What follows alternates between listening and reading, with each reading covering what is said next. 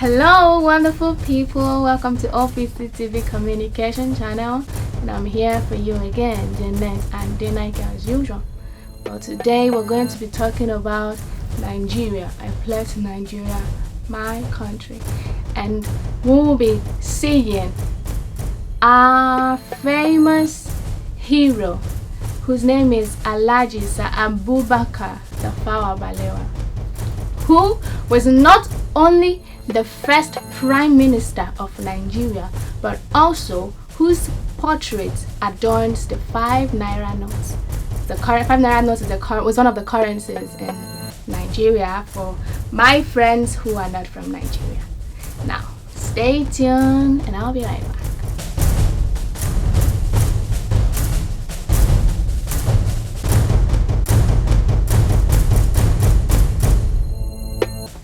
Welcome back.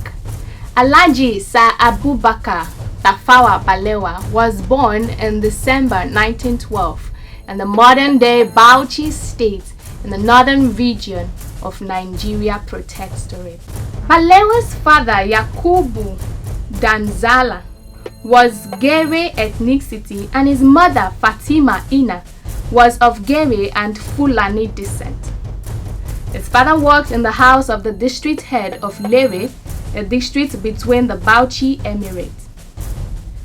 Balewa began his education at Quranic school in Bauchi when southern colonial administrators began to push for Western education in the northern region. Balewa was among the children sent to Tawafa Balewa Elementary School after the Quranic school. Thereafter, he proceeded to Bauchi Provincial School. Like many of his contemporaries, he studied at Balewa College, then known as Katsina College, where he was student number 145. Amadu Rabah, later known as Amadu Bello, was student number 87 and was 2 years his senior, while Abubakar Imam was a year ahead of him.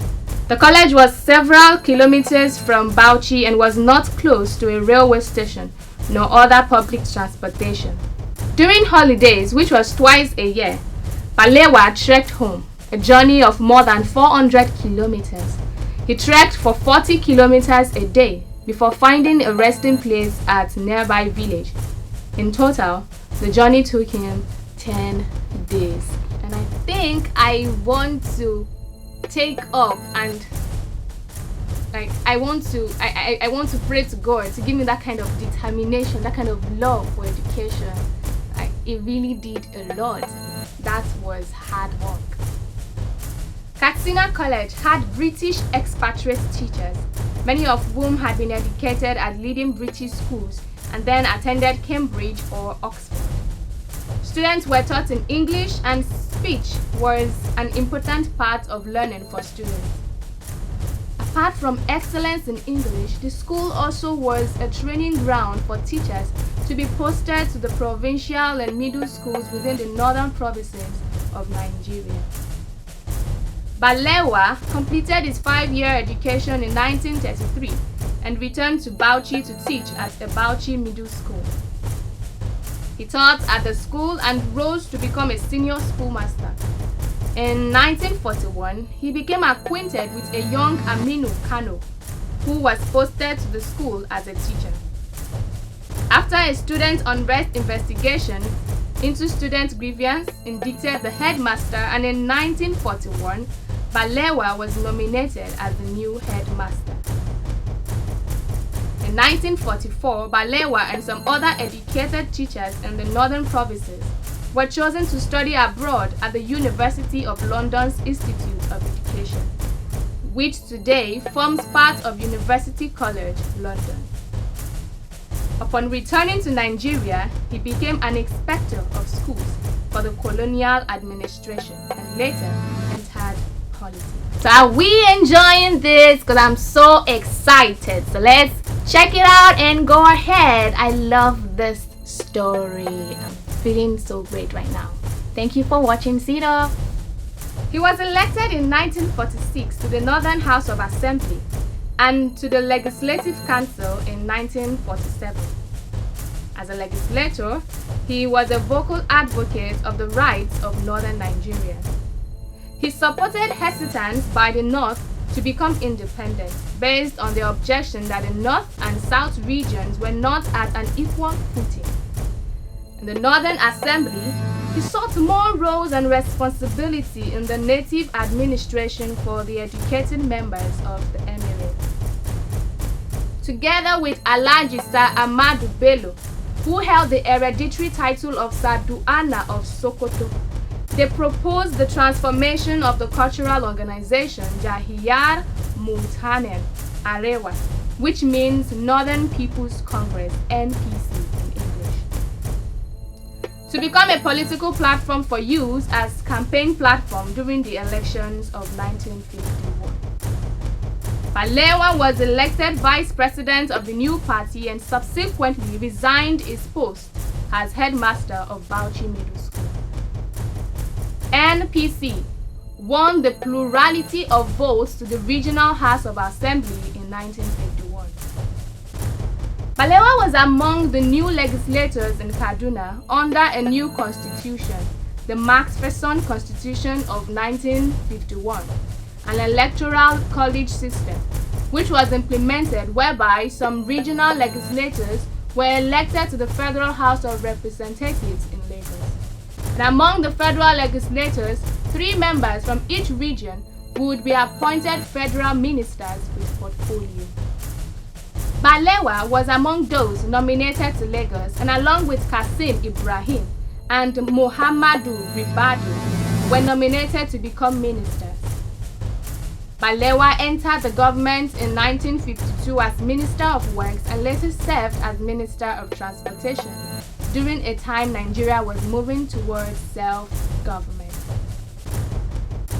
During his tenure at the Transport Ministry, both the Marine and Railway departments were transformed to corporations, and the design for a bridge over the No Niger and plans for the Kanji Dam were developed.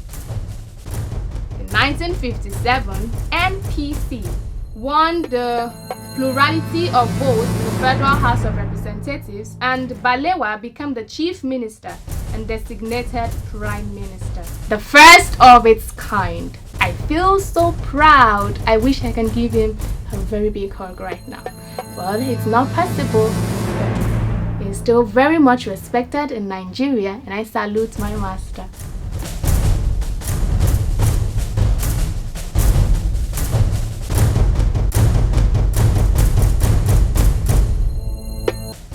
Of his plans to unify the country towards the move for independence in 1960, he formed a coalition government between the NPC and the National Council of Nigeria and the Cameroons, NCNC, led by Nnamdi Azikiwe, and also invited the Action Group, AG.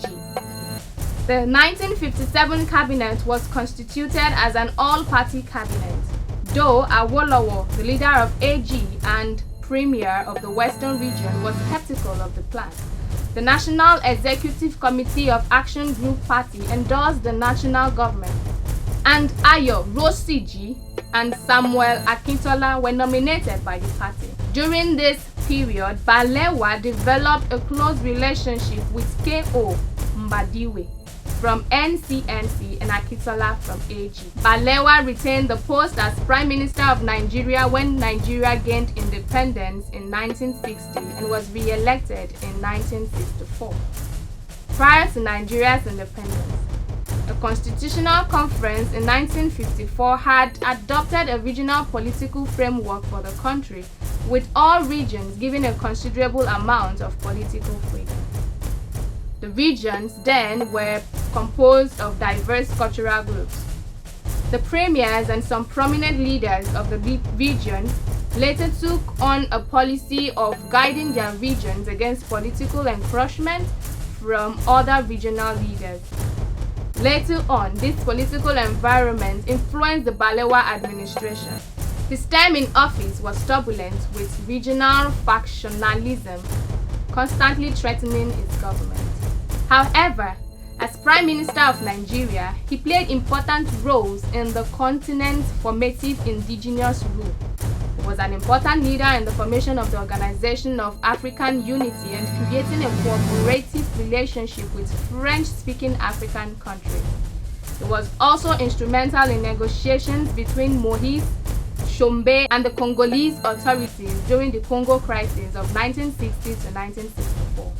He led a vocal protest against the Sharpeville massacre of 1960 and also entered into an alliance with Commonwealth ministers who wanted South Africa to leave the Commonwealth in 1961. Alhaji Sir Abubakar Tafawa Balewa was overthrown and murdered in a military coup on the 15th of January in 1966. As were many other leaders, including his old companion Sir Ahmadu Bello.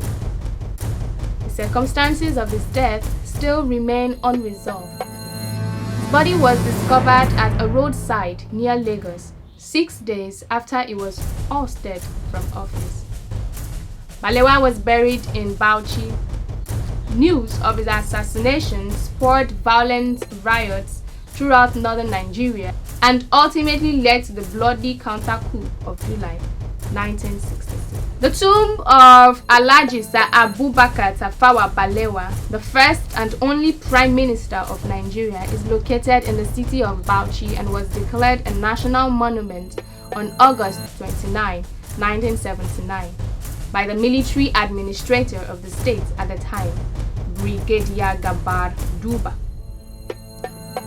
The construction of the tomb and the building enclosing the grave began in 1977 and it was commissioned in July 1979. The tomb also includes a reference library and the mosque. This majestic site contains the remains of Sir Abubakar Tafawa Balewa, the first Prime Minister of newly independent Nigeria decades ago. Today, his portrait adorns the 5 naira note. The Abubakar Tafawa Balewa University in Bauchi is named in his honor.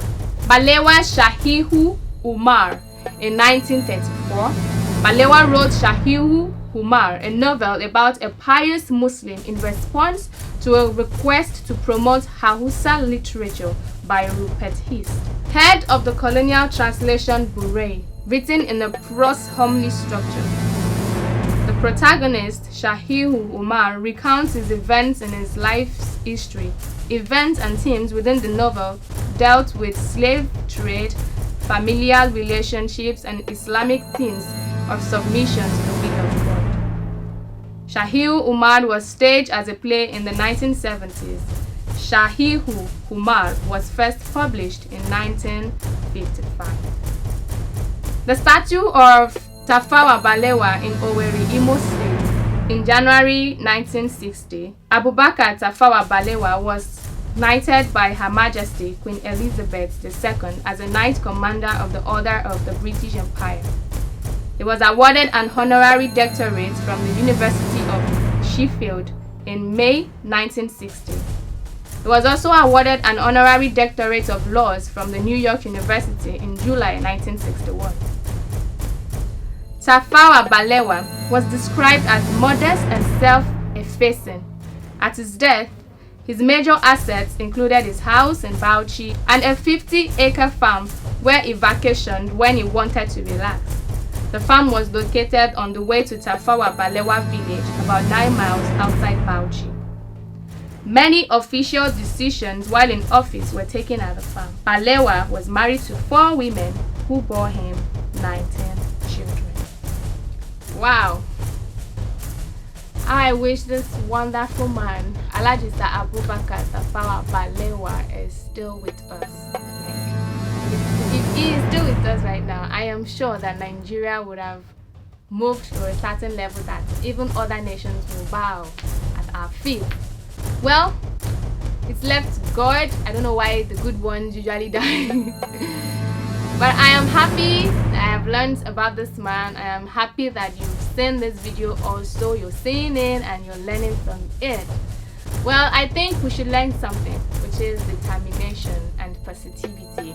Despite the challenges he had to face to get himself educated, he went for it. someone to trek 40 kilometers 40 kilometers and trek for 10 good days. And now we have many opportunities to learn more. You know, we have the internet, we have so many things, we have transportation and media, and we have everything, social media and all. But yet we still find ourselves lazy and all. So I think we should learn something from him. It's not about just telling us who he was. Yes, we should know who he was, but we should learn something from him. Because if we do, improve ourselves, improve the nation.